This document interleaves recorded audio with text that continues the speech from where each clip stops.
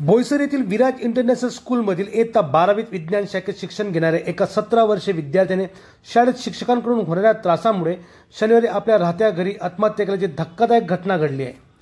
मयत विद्यार्थ्याचे नाव उज्ज्वल सिंग असून तो बोईसर येथील प्रकाश सोसायटी विद्यानगर सरावली येथे राहत होता।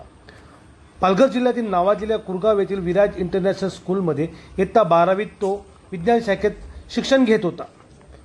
मागील काही दिवसांपूर्वी शाळेत काही मुलांमध्ये वादविवाद झाले, त्यावरून शाळेकडून विद्यार्थ्यांना व पालकांना याबाबत सूचना करण्यात आल्या।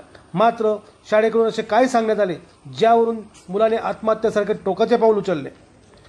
शाळेकडून पालकांना समजल्यानंतर पालकांनी उज्ज्वल यास विचारणा केली असता उज्ज्वल सिंग यास त्या घटनेमुळे मनात भीती निर्माण झाली आणि उज्ज्वल सिंग या विद्यार्थ्याने शनिवारी संध्याकाळी 7 ते 7:30 दरम्यान आपल्या राहत्या घरात गळफास घेऊन आपले जीवन संपवले।